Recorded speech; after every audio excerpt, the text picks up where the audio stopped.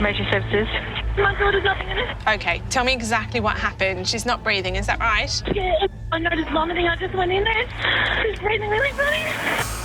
A frantic mum has rung emergency services after finding her 2-year-old daughter unconscious. We'll get some help organised, so just take a deep breath. The Melbourne-based air ambulance is being dispatched to the caller's location, 190 kilometres away in the Victorian country town of Shepparton. She's not awake. Her teeth are like clenched shut. Okay, is she breathing? She's slightly breathing. Can you please hurry up? So, ma'am, we are getting some help organised for her. Micah flight paramedic Matt and his crew are on board.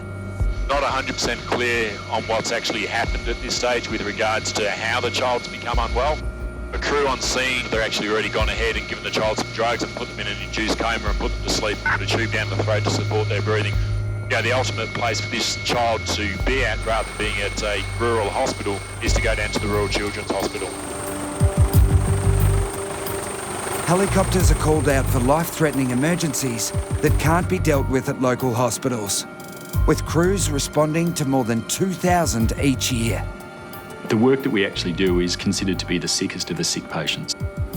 When you get dispatched to a paediatric case, there's always things that go through your mind thinking, oh, is this similar to the age of my children? And, what if this was my children as you get dispatched to it? So it automatically increases your heart rate and your anxiety about the job that you're about to go to. After 30 minutes, the helicopter arrives at Shepparton Airport. The local paramedics are already on the tarmac, standing by for the Micah helicopter team to arrive. Hey mate, how you going, all right? That's the way. Inside the ambulance, 2-year-old Mackenzie is now in an induced coma, with the paramedics controlling her breathing. So Mackenzie has been well, no problems up till this morning. Mum's found her, she's had vomit over her mouth, over a pillow next to her and breathing funny. So she's done about 5 compressions of CPR or so. Sure. And we've arrived, she's got a pulse. Righto. Mackenzie's distressed parents and family friends are standing by, helpless. For Mackenzie's mum, Bree, this morning there were no signs of the nightmare ahead. Went off to playgroup. She had a great morning, and then we came back and she had lunch, and then it was just a kiss goodnight and she went to bed. She's gonna have her soon. Then, as I normally do, I always go in and check on her.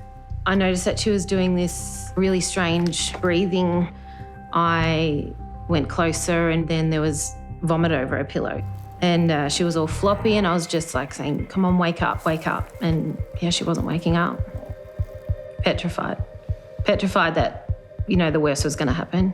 We've sucked her airway out a couple of times now and she's got pretty good airway, but I've had to really keep the ventilation up to her just to bring her end tidal down. She's got blood pressure, GCS 4, cerebral posturing, with eyes deviated to 10 o'clock, roll to the right, but no seizure activity. And there's been no stiffness other than the decerebrate posturing. Absolutely. The guys at scene mentioned decerebrate posturing, which indicates that there's a bit of pressure onto the brain or the brain isn't functioning in the way that it normally should. So if we can just start transferring to our monitor, and that's it, just a little bit of elevation there. It makes us concerned that maybe there is a lack of oxygen to the brain or there's a bleed in the brain. So it heightens our concern about what's going on with the patient. Depending on the degrees of bleeding that people can have in the brain, people can have a very bad outcome from that, and obviously it can lead to death.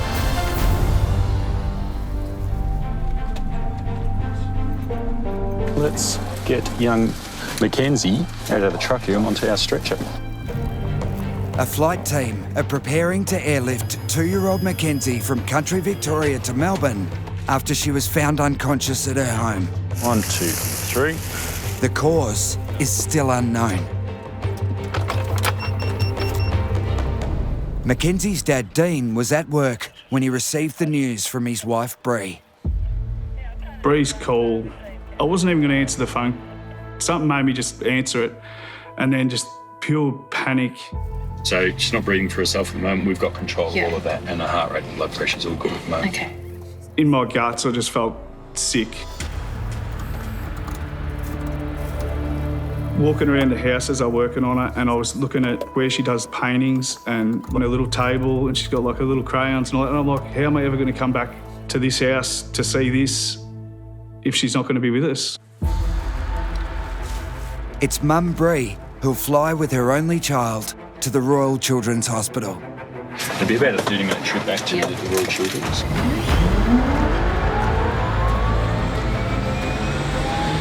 It is extremely hard to let your girl be just taken away from you, out of your sight.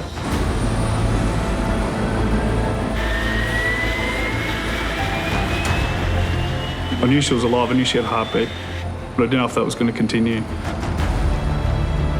It's like I gave her like a goodbye kiss in the helicopter to never be seen again. So. Taxi forklift. Yeah, it just breaks your heart.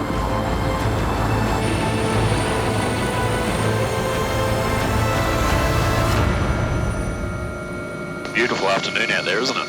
Like a fluffy ocean. Yeah, very much so.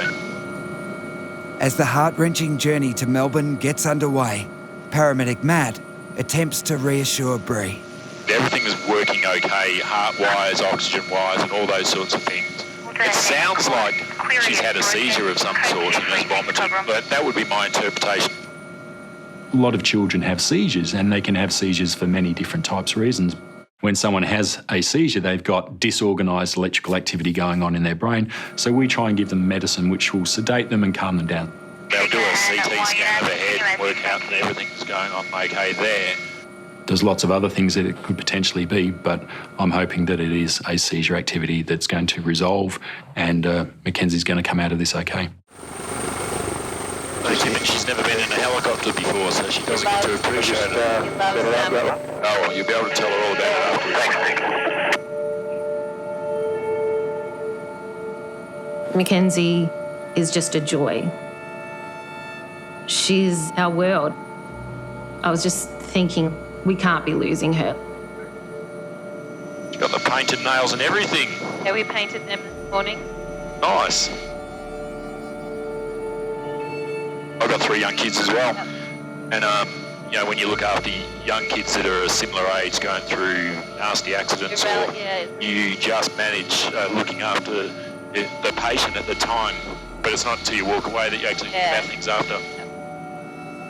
It hits home. Kids are the worst. I hate seeing kids injured in accidents. Anything that involves children getting hurt is probably the ones that I come home and get upset about. So they're the hard ones to deal with.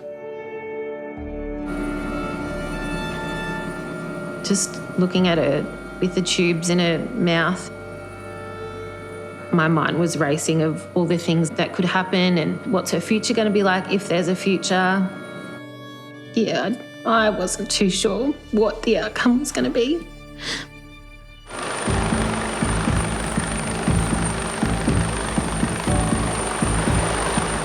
It's a sigh of relief as we actually land at the Royal Children's Hospital. You'd just love to give a reassurance to say everything's going to be all right. But I can't give that 100% guarantee that everything is going to be okay. I think given that sort of circumstance, I would be a blubbering mess. It's not something any parent should really have to go through in their lifetime. And it's been 1 week since 2-year-old Mackenzie was found unconscious and airlifted to hospital. The last time I saw Mackenzie was as I handed her over to the hospital staff at the Royal Children's Hospital. This is one of the cases that I want to know that she has a positive outcome. I want to hear that everything's okay. 1, 2, 3. Yay! The doctors told us that it was a possible seizure, what had happened, but there was no injury to the brain. Her chest scan was clear. All her bloods had come back normal. So it was positive in that way, but then it was also, well, why did this happen? And will it ever happen again? Hello, Mackenzie. How are you? Do you remember me? I guess you don't remember me at all. I've got a little surprise for you. Oh, wow. It's a big teddy. While Mackenzie's been cleared of epilepsy, what doctors can't tell Bree is whether her little girl will suffer any more seizures. Can I have a hug, please? Oh, thank you. Now that we're back home, we've become these like helicopter parents. I crept in on her the other day when she was having her day nap and I must have made a noise and she kind of looks at me and she's like, Mum, what are you doing? And I was like, no, it's fine. You're fine. It's all good. Go back to sleep. Oh, and another step. Today, Matt's going to get Mackenzie airborne again. And this time, she'll remember the trip. Now, if you look over there, behind that crane is the Royal Children's Hospital, and that's where we flew you to in a helicopter. The paramedics were fantastic. By far the worst moment I've ever been through, but surrounded by the greatest people that we've had the pleasure of meeting. We're just, forever thankful. So thank you so much. The work they do and how they do it is just mind-blowing. It takes a special breed of person to do what they do. We owe our daughter's lifetime.